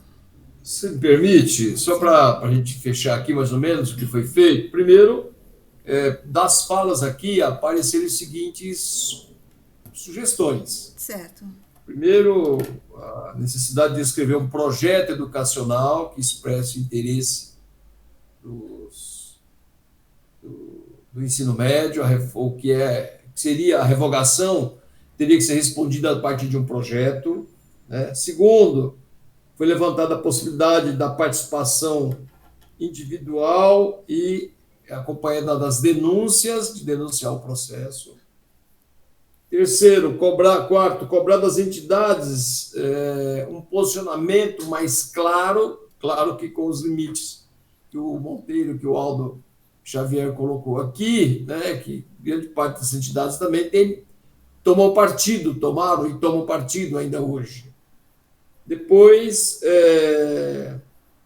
foi a fala, por última, foi no sentido de um documento por um novo ensino médio, assegurando o emprego dos professores, combater o assédio moral nas escolas,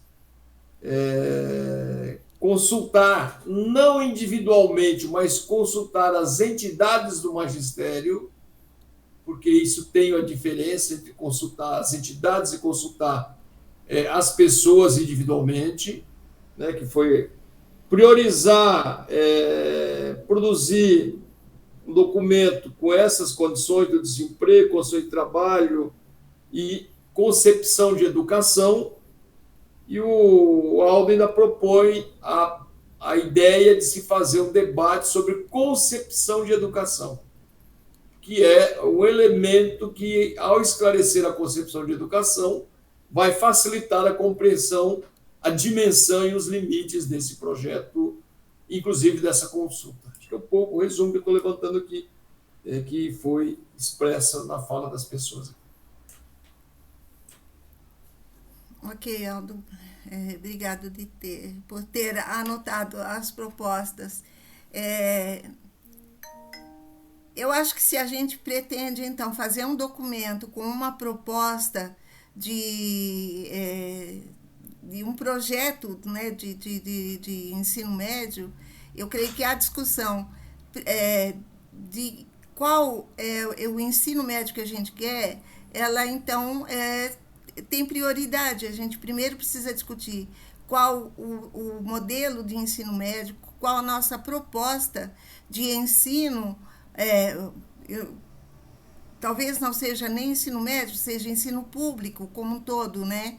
Não só o médio, mas o fundamental também. Então, eu creio que essa proposta antecede as outras, né? Então, a gente teria que marcar primeiro essa discussão e, a partir dessa discussão, então, pensar nesse outro documento. É isso?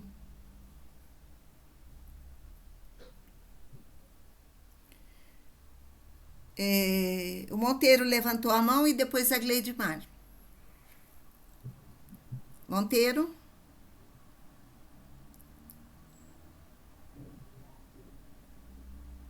Estão me ouvindo? Agora sim. Então, eu acho que, em termos de encaminhamento, você está correta, viu, Neuza? Só que tem um porém. Como a consulta parece que é 2 meses, não dá para a gente ficar perdendo muito tempo também, né? A gente precisa tomar uma decisão. Ou as pessoas que vão escrever o documento se reúnem, escreve uma lauda da concepção, para ser bem pragmático, de concepção da educação e de escola, né? Para ser bem pragmático. Ou uma outra alternativa, chama o Chico falou aí de um cara chamado Daniel Cara, ou chama um cara como esse para debater, ele mais um, debater a concepção da educação escola para a gente estar no documento. Só que não pode demorar muito. A consulta popular, ela se encerra no dia 6/6. A gente tem um pouco mais de um mês para a consulta. O tempo, hein? É muito pouco. Há a possibilidade de ser prorrogada, né? Mas a primeira data é 6/6. Eu acho que a Profesp tem alguma coisa nesse sentido de concepção da educação escola, talvez a Profib. Talvez seria cortar e colar, né, Chico? Posso falar, Neuza? Sim. Só para informar. Sim. Olha, nós temos uma revista, a segunda revista, nós temos uma entrevista com o professor Severino sobre essa questão. Também tem a proposta curricular de filosofia, que tem essa questão. Tem a minha dissertação de mestrado que eu fiz, é claro que eu citei aqui os que vêm mais à memória, né, Aldo? o Severino, o Lucchesi, não sei quem, o Saviani, mas é claro que tem todos os outros, né? Todos os outros, Paulo Freire, tem os internacionais também, Nieders e um monte de gente que eu não esqueço o nome, né? Mas que é em cima desses caras, que são 10, 15, Vygotsky, Vallon, né? E que a gente fundamenta a nossa concepção. E na minha dissertação eu tenho um capítulo lá sobre isso. Quando eu falo assim, para falar de filosofia, eu tenho que falar de concepção de educação. Que educação nós queremos? E aí que entra a filosofia. E a filosofia tem filosofias e filosofias, né? Então, tem isso, tem essa entrevista com o Severino que eu fiz, a gente fez, ele tem lá respondendo essas questões, dá para simplesmente pegar esses artigos todos e fazer um, né, que tem a ver com o Saviano, tem a ver com todo mundo. E é que o cara quando está falando aí, ele não está inventando a roda, né? Nem o nosso amigo lá, o Cássio, né? São pessoas novas que estão seguindo a teoria da educação progressista, tá bom? É isso. Gledmar? Olha, eu acho que são duas coisas diferentes. Eu concordo com o Monteiro. Eu acho que a gente tem que...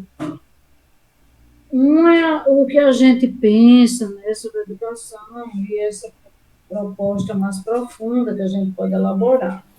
Mas, como entidades políticas, nós temos que fazer mover, né, a luta. E aí uma nota mesmo, entendeu? Agitativa, né? E é de cara. Por que somos contra a reforma do ensino médio? Né? Já tem que de cara sair isso no título.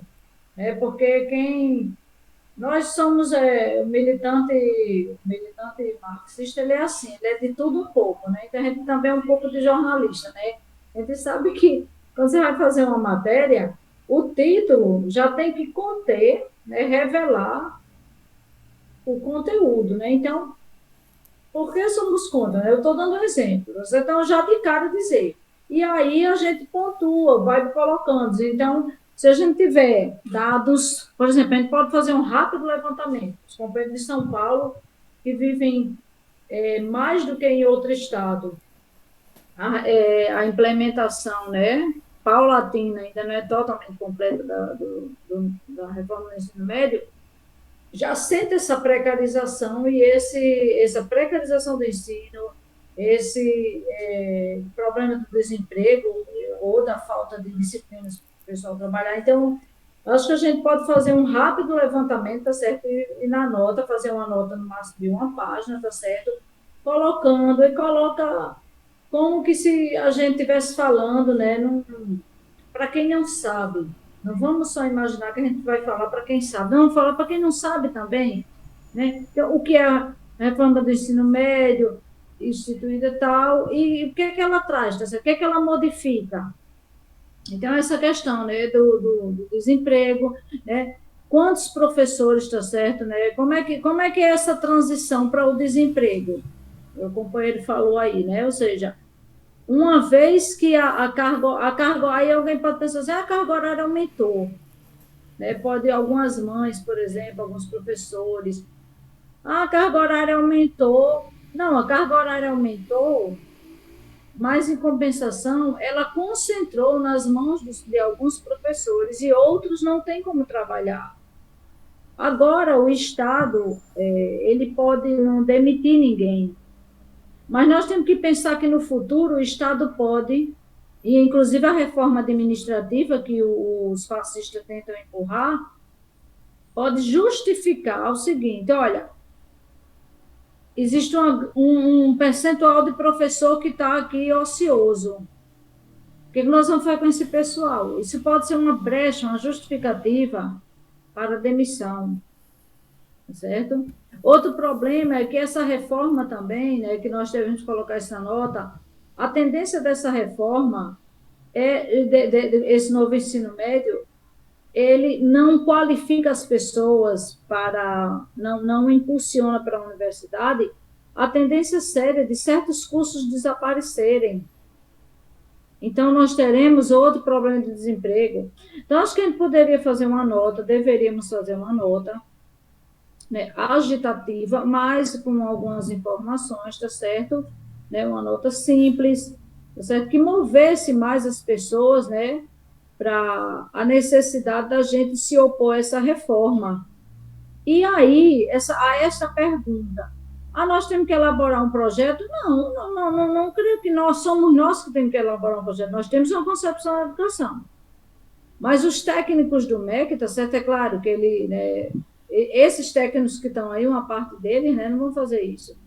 Mas eu acho que é para e passo. Primeiro, a gente tem que intensificar essa luta contra a reforma. Nesse momento do questionário, da consulta, é fazer essa nota agitativa, tá certo? Clara, simples, objetiva, colocando por que temos que ser contra, né? E denunciando isso mesmo que o Chico falou, que todos os agentes, tá certo?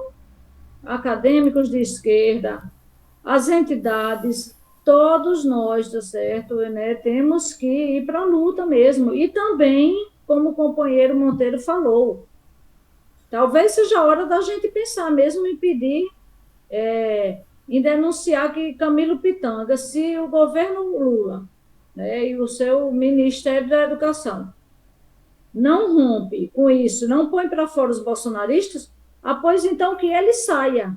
Tem que começar realmente a um patamar mais de radicalidade. Nós somos muito poucos, mas se ninguém fala, ninguém ouve, né? Então, acho que tem que fazer uma nota nesse aspecto. Essa outra questão, ela leva mais tempo. Acho que nesse momento que a pesquisa está em vigor, tá certo? E que o governo deu uma trégua, entre aspas, de 60 dias para ver se a gente acalma os ânimos, a gente tem que mostrar que a gente não vai acalmar os ânimos. E aí faz essa nota agitativa, tá certo? Já colocando essa postura, coloca todos esses elementos mesmo. Não tem brincadeirinha.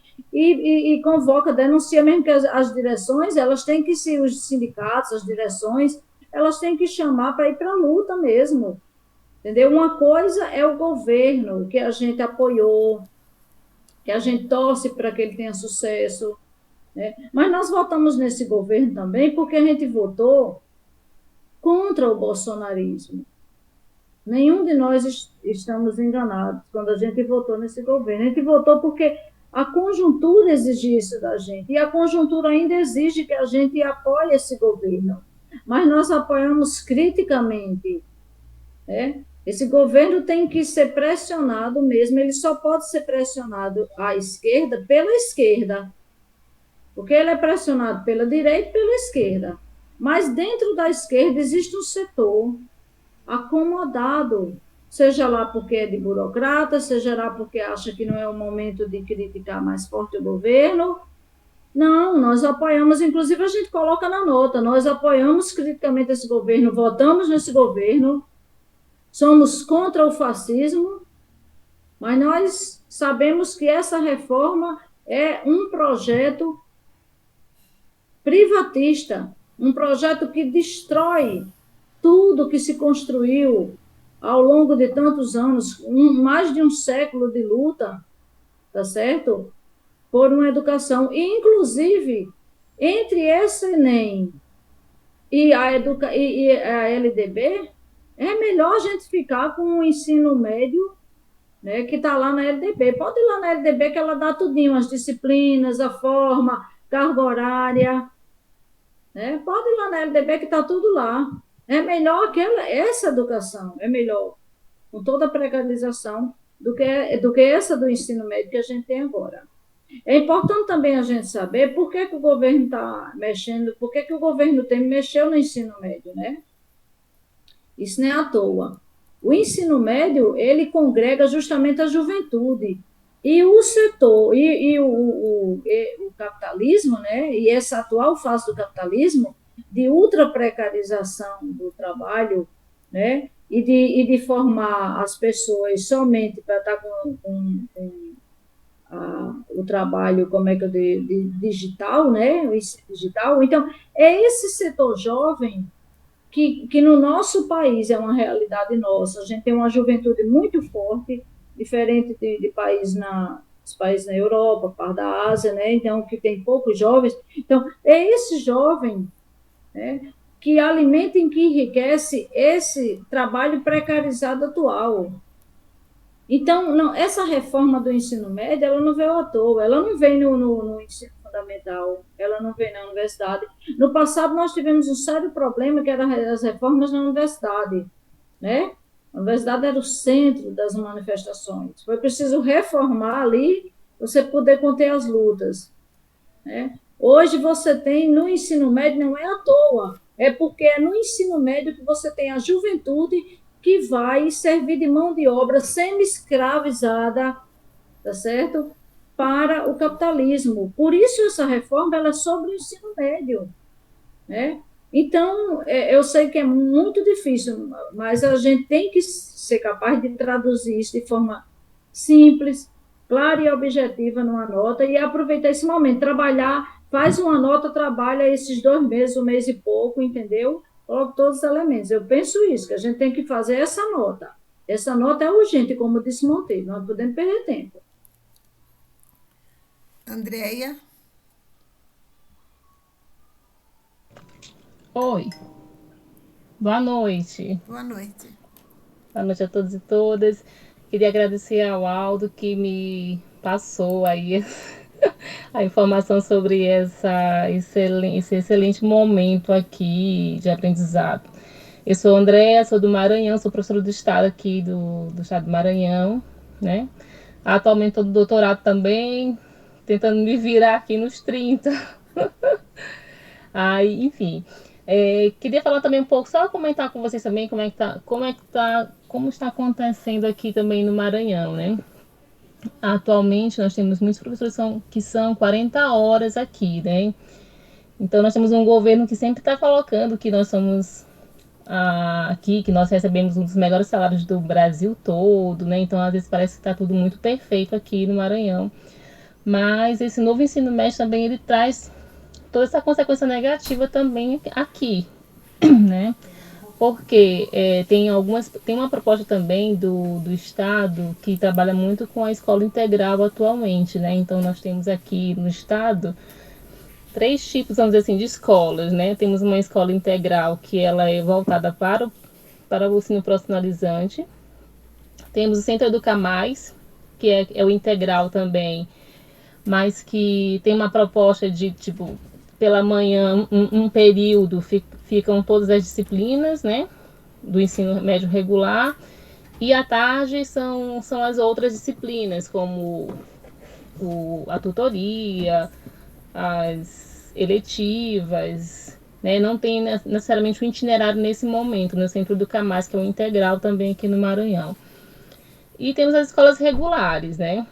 E o que eu percebo, né, já observei também aqui, eu tive acesso à matriz curricular, apesar de estar fechado nesse momento, tive acesso à matriz curricular, e aí você percebe que eles estão tentando colocar esse novo ensino médio com não sei quantas mil carga horária e tudo mais, nesse ensino médio também, no parcial, né, que é o regular, que é só um período. E os alunos ficam tão sobrecarregados, os professores também, né? Porque, primeiro, nós tivemos em 2017 a aprovação desse novo ensino médio. E o que eu percebo, por exemplo, aqui no estado do Maranhão, é que não houve nenhuma formação nem nada. Então, os professores caíram assim de paraquedas, sabe, nesse novo ensino médio. Mesmo durante a pandemia também. Né? Não houve nenhum tipo de conversa, nenhum tipo de formação, e isso foi pedido, foi pensado, as próprias escolas cobravam, os professores cobravam das escolas, mas o Maranhão realmente nada fez com relação a isso, né? E quando fez de modo online, onde os professores às vezes não poderiam nem discutir de fato o que ia acontecer, né? O que estava acontecendo ali já em algumas escolas, porque já tinha sido implementado as escolas pilotos. Aqui no Maranhão foram 20 escolas pilotos, né? Que já traziam esse novo ensino médio. Então, também para comentar com vocês que os professores de 40 horas, por exemplo, né? só para vocês terem uma ideia de como é que está a situação aqui, nós temos que ficar, em média, 27 horas, né, das 40, 27 horas em sala de aula. Né? Então, a gente às vezes pega 27, 26, e 13 para planejamento. E o que acontece? Com esse novo ensino médio, os professores diminuiu, né, o número, a carga horária de sociologia também, nós temos só 1 hora, agora 1 hora por ano, né? Então, primeiro, segundo, terceiro ano, um horário de sociologia, que vai dar aí em torno de 40 horas, né, anual para cada uma, né, para cada ano. E aí você percebe o quê? Que ele vai ter que dar aula de outras coisas, né? A gente acaba, né, se forma, faz aí um mestrado, faz doutorado, faz uma série de coisas e especializações e acaba tendo que ministrar projeto de vida, né? E aí você às vezes também, você vê que às vezes nós temos uma relação boa com o nosso aluno, fazemos discussões e tudo mais, e o gestor vem para você e fala assim, você poderia ficar com um projeto de vida porque você tem uma boa relação com os alunos, entendeu? Então, acaba que você vai sendo colocado para aquele tipo de atividade, né? Fora a questão de empreendedorismo, fora, aqui tem uma disciplina chamada que envolve matemática, administração e ciências sociais, que é dentro dessa questão dos itinerários formativos. Entendeu? Então, aí você pergunta, e também tem um tal de pré-IF, que é um pré-itinerário formativo aqui também no Maranhão, isso no primeiro ano, né? Aí você chegava para os alunos, para os professores, gente, aí todo mundo já entendeu o que é o pré-IF? Não, ninguém entendeu ainda, né? Nós estamos... Aí alguns professores, colegas, estavam falando que pegaram, foi o livro antigo mesmo, de sociologia para dar aula, de sociologia como já dava antes, porque não tinha a mínima condição, sabe? Não sabia nem o que ministrar, como ministrar, os livros não chegaram. Então, é uma situação, assim, realmente muito difícil, não só aqui no Maranhão, pelas falas de todos aí, né? É uma questão mesmo no geral, é do Brasil. E essa discussão, ela tem realmente que aparecer até muito mais, né? Aparecer mais, porque a gente tá empurrando as coisas, né? Para assim que tá tudo muito bem, a população realmente fica aquém da situação toda. Acho que foi a Gleide Mar também que falou ainda um pouco sobre isso, né, de que acaba que os pais desses alunos, eles não entendem realmente o que está acontecendo, né? E eu também percebo que a própria universidade, às vezes, também fica muito aquém, né, dessa discussão toda. Até porque, até um bom tempo atrás, não, a gente ainda percebe muito isso, que a universidade, ela ainda forma muito a questão do bacharel, né? A licenciatura, ela sempre fica meio, né, escanteio dentro da universidade. Então, essa discussão, às vezes, ela acaba acontecendo, tá acontecendo, e a universidade fica muito aquém disso também. Parece assim que a discussão do ensino médio, ela vale muito mais dentro dos congressos, né? Aí você vê muita pesquisa e tudo mais. Mas a efetivação, né, dessa discussão na prática é o que nos falta, né? Também o que a gente precisa trazer essa discussão para a prática e fazer realmente uma luta, né, contra esse novo ensino médio, porque realmente acaba que os professores ficam sobrecarregadíssimos, gente, sobrecarregados demais, com mais... Eu tenho professores aqui, colegas, que têm mais de 15 turmas. 15 turmas para você dar conta de planejar, né? Você tem que planejar a aula, você tem que elaborar prova, você tem que corrigir prova, você tem que colocar no sistema. É desumano. É desumano o que está acontecendo e a gente simplesmente está levando com a barriga como se nada estivesse acontecendo. É isso, foi meio que um desabafo, mas queria agradecer muito, tá? Falar de todos. Até nos anima um pouco mais para continuar mesmo nessa luta. E aí eu gostaria também de, se possível, também somar com vocês no que for preciso daqui mesmo do Maranhão. A gente está aí unindo forças para continuar essa luta. Eu sou de São Luís, São Luís do Maranhão, a capital. Tá bom, gente? Muito obrigada. Boa noite a todos. Obrigada, Andréia. Pode ter certeza que você estará aqui sempre junto conosco, sim. Tá bom? Neuza, deixa eu só dizer uma coisa para a Andréia, porque pode ser que a gente vá para o encontro de humanidades, lá em São Luís. Aí, se ela puder passar o contato para a gente, talvez a gente vá para lá com a banca, com a mesa, e aí a gente faz o contato para a gente ter uma conversa com ela. Eu vou deixar o meu... Eu terminei o meu curso lá, estagiei lá, André, em São Luís. Andréia está no grupo da Profib? De WhatsApp? Não. Então... aquela escola aí que fica ali, esqueci o nome dela, aquela que fica por trás antes de chegar no liceu, quando a gente dobra ali, que ela tem primeiro andar. É bem no centro. Eu estagiei naquela escola. Não me lembro o nome dela, não. Sejol, porque era Segel, tem a Sejol e tem também o IEMA também, agora que fica ali no centro. Não sei se é Ela essa. não fechou, não. Quando os ônibus vêm subindo ali, quem vem de Areinha, de Saviana, ele dobra para ir para a Praça Deodoro, né? Aí não tem um colégio ali? Que ele fica... Tem a Escola Modelo, que é bem... Não, na Escola Modelo, não. Bom, depois eu me lembro. Enfim, hoje a gente tem uma relação forte aí com São Luís, tá certo? Conhecendo diversos camaradas, porque eu morei 10 anos em São Luís. Então, assim, a gente devemos estar no encontro de humanidade. Você passa o contato para a gente se encontrar lá, tá bom?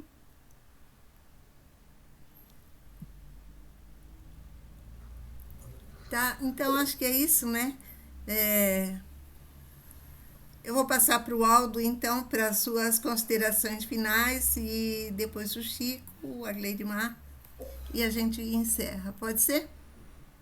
Pode ser. Então tá. 2 minutinhos. Bom, primeiro dizer que foi importante a nossa conversa, porque a fala da André agora nos impõe a necessidade de estar fazendo mais reuniões abertas como essa. Sim. Eu acho que nós poderíamos fazer, Neuza, talvez de hoje a 15 dias, uma reunião como está a aplicação do novo ensino médio nos estados. Sim. Então vamos ver como está em São Paulo, como está lá com o Cleidmar na Paraíba, como está no Rio. A André já deu aqui, fez uma introdução, boa introdução. Temos contato em outros estados para poder a gente fazer esse levantamento e, ao mesmo tempo, já ir colocando esse debate da consulta que está sendo feito pelo MEC, pelo Ministério da Educação. Eu concordo que nós precisamos avançar nessa linha de que ou muda o ministro ou a gente pede mudança no Ministério, porque não dá... Eu li esse documento inteiro hoje, viu? Eu li esse documento inteiro. Vale a pena todo mundo ler. É um documento que não traz absolutamente nada de novo, a não ser legitimar tudo que aí está.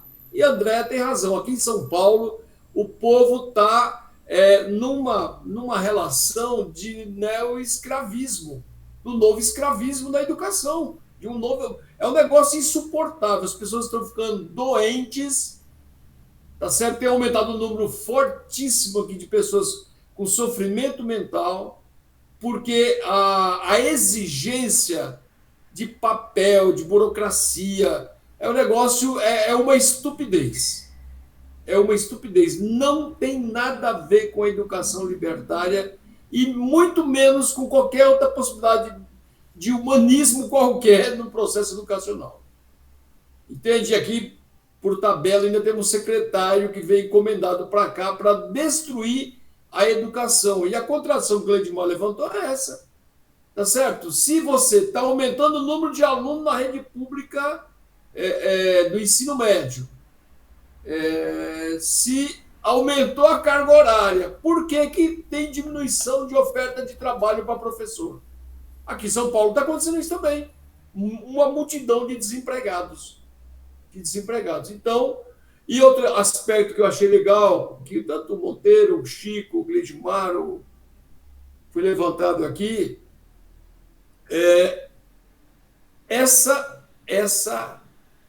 esse foco na juventude delimitada. É o ensino médio, é educação básica, mas o foco no ensino médio.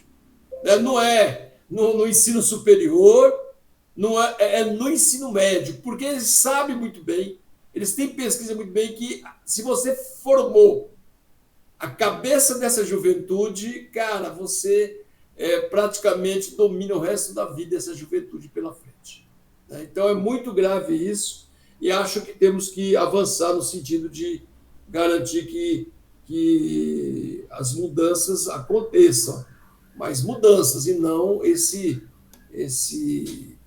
essa situação, essa consulta do faz de conta que eles estão fazendo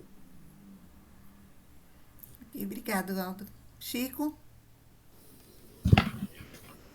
Não, tudo bem, faço minhas as palavras que o Aldo colocou aí, eu só, sobre o documento, é claro que nós não vamos, viu, Gleidmar, nós não vamos fazer um documento, uma tese de doutorado agora, não. Claro que o documento nosso tem que ser curto, grosso, né? E apontando isso que nós apontamos aqui. Olha, pá. Depois a gente vai, por exemplo, vamos chamar um dia para discutir o cara, o Severino, vamos chamar o Caligari de novo, vamos resumir nossa concepção. Agora, eu bato firme nisso aqui mesmo. Tudo que foi falado, condição de trabalho, não sei o que lá, no fundo está isso, que o Aldo acaba de falar agora. Por que a juventude? Porque a concepção de educação neoliberal está lá no livro A Sociedade Informática. É para fazer a cabeça dessa molecada para serem apertadores de novas tecnologias, e façam as novas tecnologias funcionarem, e consumidores da parafernália. Pronto. Bicho, eu não tenho... Será que eu sou um cara iluminado? Eu não sou Buda. Agora, o que a gente não pode deixar é que esses cabeções, esse sindicato, a PUE, todo mundo foi falado aí, que eu não vou repetir, né? Fiquem aí nesse discurso às mulheres aqui, nessa masturbação intelectual. Né? Tem que ser curto e grosso. É isso, vamos para cima, numa boa, com toda a educação, e falar, nós sabemos o que nós queremos. E eu sugiro, como título do documento, não é bem, somos contra, não. Assim, nós somos a favor de um verdadeiro novo ensino médio. Não queremos volta ao passado, queremos sim o futuro, mas não essa porcaria que está aí. Pronto, é só isso. E faz um título. Tá bom? Desculpa, eu estou fazendo assim porque o Palmeiras vai jogar daqui a pouco e eu estou preocupado. Tchau. Entendi a sua preocupação, Chico. Gleidmar? Eu quero parabenizar, né?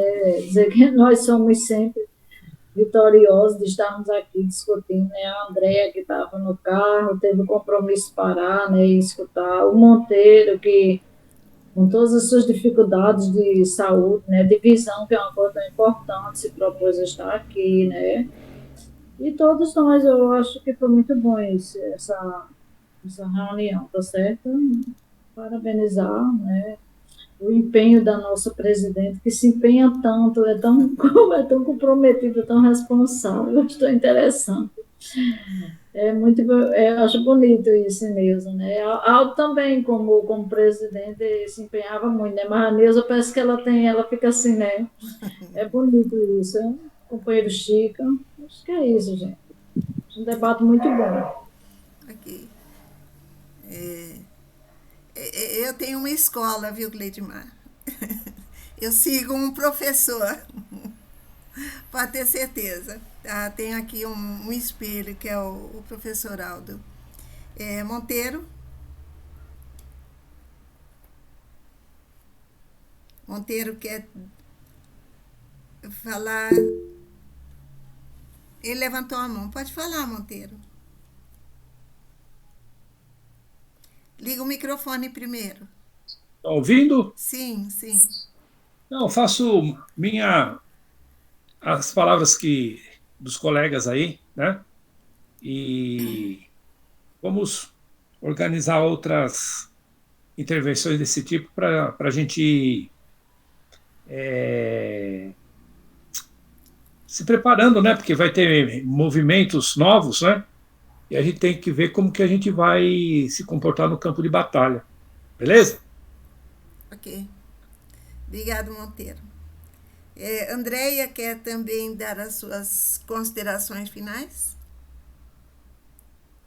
Imagina, eu estou aqui só para agradecer a oportunidade, gente, viu?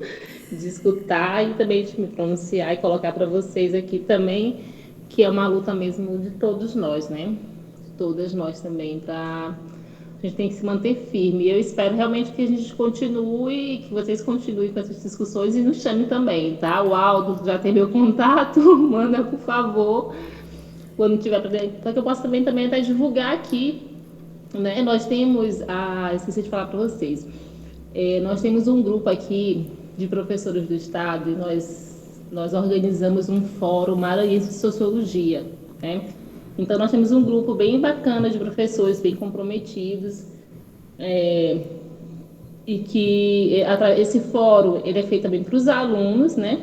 E praticamente também por eles, né? Então a gente faz discussões de alguns temas da sociologia, da antropologia e da política.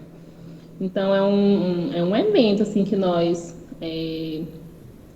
pensamos e desenvolvemos com os alunos, né? Então nós já tivemos até 30 escolas aqui do Maranhão participando desse evento, né?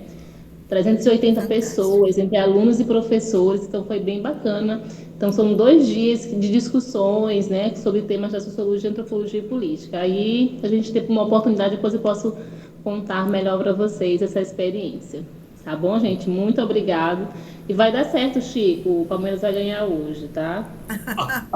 Estamos aqui na torcida. Ninguém é perfeito, viu? Não tem jeito. Obrigada. Abraço, André. Obrigada, Andréia.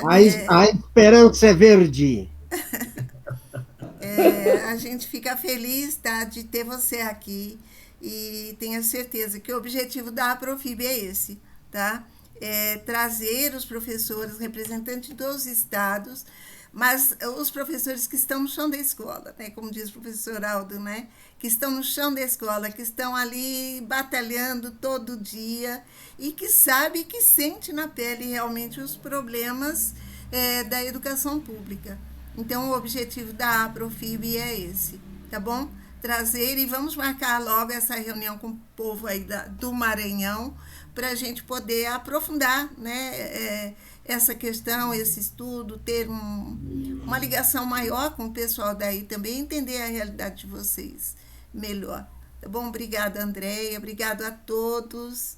Eu acho que a gente pode encerrar por aqui, tá? E fico feliz que fizemos uma boa discussão com propostas e a gente vai procurar encaminhar as propostas todas. Tá bom? Muito obrigado. Boa noite a todos. Boa noite, boa noite. Axé. Axé, como diz o Alberto. Até mais. Até.